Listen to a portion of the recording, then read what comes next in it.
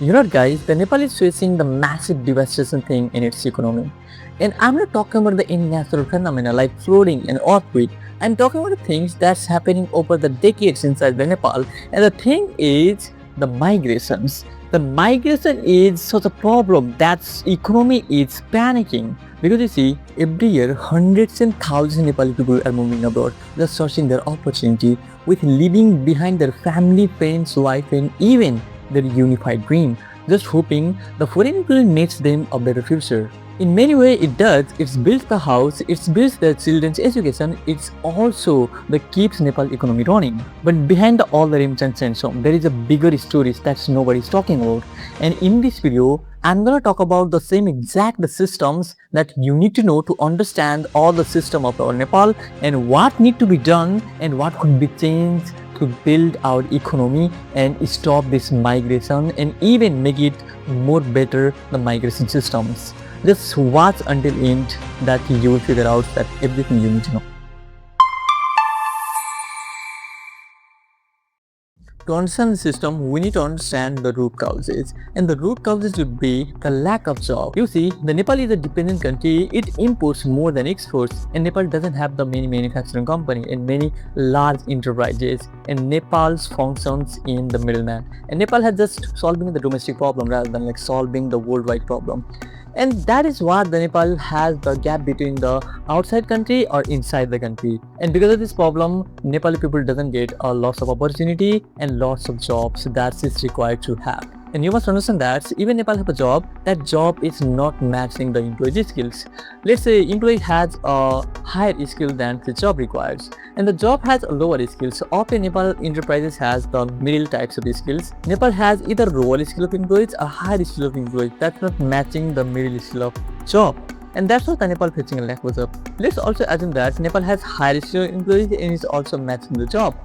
But they are not relying on this job and they are not sustaining this job because of the salary problem. Nepal has a low amount of salary that's paying, but the same workers with the same skills, if it's go abroad, it's on a lots of money than is Nepal. That's why people choosing abroad and they're going abroad. And that's why the Nepal is facing the stagnation growth in terms of the lack of job, and Nepal is importing more and more and more goods because of this also the stagnations of the employment. And the second is the education problem. Nepal has one of the worst education system in the world, and it's focusing on the memorizations rather than real world studying and real world understanding. And I mean the Nepal is focusing on the getting a long-term job like a government job and this kind of other jobs, but it's not focusing on the what the student's dream is and what they want. They are just focusing on the long-term growth, but they are not focusing on the professional thing like entrepreneurship and all the things. But every country builds with their own desire, the students' own desire and their own work conditions and their own workflow, rather than the forcing themselves to do the work and get a job. And that is the worst education system, and it leads to lack of opportunities. And if they don't have opportunity, they don't also have the job, and they or don't also have the right skills to do the job. And the third is the social pressure. Maybe you have seen your families or in your relatives. So if everyone do the same thing, that other must do the same things. Because this is the tradition and we have the environment that is the same exposures coming from the our conventional system and our tradition systems that did our ancestors. For example, let's say if you don't like getting a government job, but your society does, you have to do the government job and you're forced to do the government job. And if you want to get out of the box, this is really difficult to get outside the box. And this is the environment our society is facing, because you are considered, if you do the job and if you take this job, that's what the tradition is required, you are considered the king of this village or king of the society, and you will get the loss of reputation from the society. And that is a really big pressure that immigrant is increasing more and more and more today. And the fourth is the economic and political frustrations. Over the last 30 years, 15 government has changed in Nepal, and it means 2 years one government change, and this is happening in Nepal. It means Nepal doesn't have any long-term vision and it's not focusing on the long-term vision. It is focusing on the short-term gain and just short-term things that's focus on the short term and gaining in the short term, and that's corrupting a lot. And people are really rich who get a government job, but the other people they choose just getting the migrant because they earn a lot of money, and that's migrants running the economy right now today in Nepal. Okay, anyway, let's understand the next scenario, and that is called the recruiting system. You know what? The majority of people going abroad, they, especially those from the poor background and they're from the village and they want to go abroad, and they also have a lack of knowledge and they are not aware of what is the regulations of the country for going abroad, and they have a lack of education, lack of knowledge about these things, so they are also getting trapped. Because you see, going abroad requires operating a manpower company. Because without manpower companies, you cannot go abroad. And for that, you use the middleman. In our term, it's called the dalal. And they can be your relatives and even your friend. And you first approach to the middleman. And this middleman approaches you to the manpower companies. And these manpower companies accumulated many fees to you, and you have to collect this all the fee. You have to pay this all the fee. But you know, the regulation of our Nepal is only the 10,000 rupees fees. For service fee, you just have to pay the 10,000 rupees. But we are paying 3 to 4 lakh just for going abroad. Since the accumulated visa processing fee, your orientation fee, and your most of the documentation fees, and you have to pay by yourself. But in legal, this is not a law. This is a violation of our law. And the law is only the 10,000 rupees. And the question is, why you're paying 3 to 4 lakh if you can go abroad with just 10,000 rupees?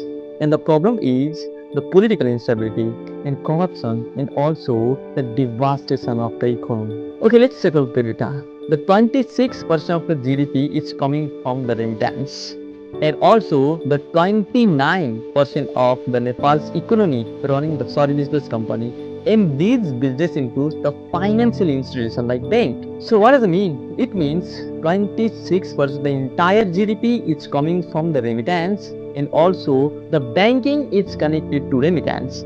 If no remittance, bank is suddenly collapse, and the financial institution drops significantly.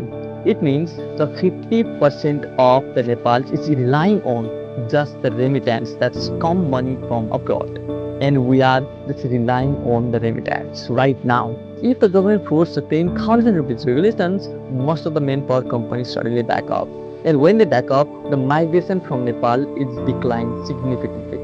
If no more migrations, it means no more remittance. And when the no more remittance, the banking system, especially financial institution, they get collapsed. When they collapse, the economy eventually gets shifted in different directions in the panicking. And because of that, the Nepal is not imposing its 10,000 rupees rule.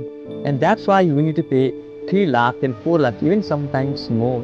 And we are violating legal regulation every single day. And if you don't understand the solution, just stick with me. Let's move forward. And once you arrive abroad, you must have some of the understanding of the regulations, especially in the Gulf countries like Saudi, Qatar, and also the UAE. In these countries have a system called the kafala systems. In English, the kafala system is called the sponsorship-based systems. In these systems, you must have the one sponsors that is working abroad, whether it's your friends or even the company that you are working with. This country provide you a visa that processing from them, and you have to work with their terms. And according to the kafala system regulation, you must have the two considerations. And first things, once you arrive this country, you cannot switch job, and you have to do the same job that you have contract signed with. And the second is, you cannot live without their sponsor permissions. The sponsor plays a critical role here, because without the sponsor signs, you cannot leave this country. Whether you have the good job or terrible job, you just have to stick with the job until your agreement is fulfilled. And if you try to leave the country, first thing, you don't have visa because your visa is held by your sponsor. And the second is, you are considered the illegal person in this country. In this law, if you try to leave the country, you can immediately arrested and you can be in jail. And this is one of the terrible slavery in human rights. In some cases, your sponsor change your job. When you are in Nepal, there shows that you just have to do the office job. But once you land in the foreign country, you are documented change, and you have to do the different things, different job in construction site, and with 45 degrees of heat. In that intensive, most of the people dies from heat, and that's why people are also suiciding a lot It's not because they couldn't do this work. It's because you choose the different sponsor, and that sponsor is violating the human rights upon you. And that's why over 40,000 people is dying in abroad just between 2024 to 2025. And this is the reality abroad with family pressure and also the social pressure.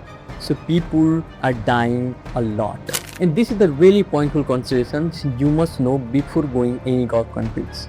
And this is all happening because of the system failure. Nepal doesn't have the many jobs people want. And Nepal has the only some portion of job, but they have also the training gap and education gap. And because of that, people have to leave other country and people have to do other country and they can be exploited in there. So for solving the problem, government had to industrialize in many sectors like manufacturing, supply chain. Nepal have to also do the finance management in the group. And Nepal has a massive amount of energy potential and it not using these potentials. And sometimes you have seen the power shortage and more often we have seen in our life. And also in my hometown, I've also seen the power shortage occurring more and more time. Today, most of the Nepal people is also relying on internet for studying and learning something. But when the power outage, there is nothing to do and they have this problem and our country need to be fix this problem and also the infrastructure problem.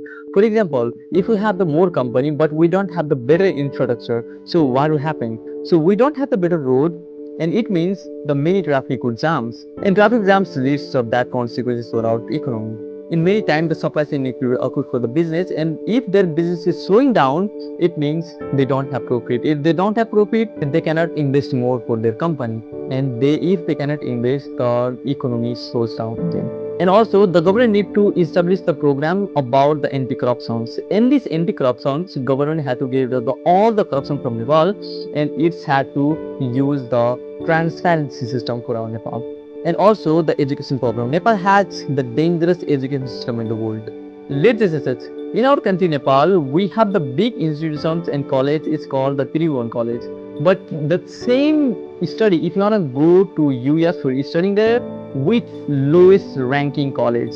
So you can find the better education in the United States and other countries rather than Nepal's. And Nepal has the lowest education system. Even we are studying in high ranking education. And this is our Nepal education systems. We focus on memorization and traditional systems, but we are not focusing on what the people's dream is and what they need to do and what are the things we need to build for our country. So that in solving a problem, government also promote the entrepreneurship and nation building and also the philanthropies and also many more things. And that leads directly to building the society. When the society builds, the nations builds eventually. First, we have to build the systems of the people mind. And the second is build the environment. And the third is build the society. And the fourth is we can build the entire Nepal. And eventually Nepal will be along with the world's competition.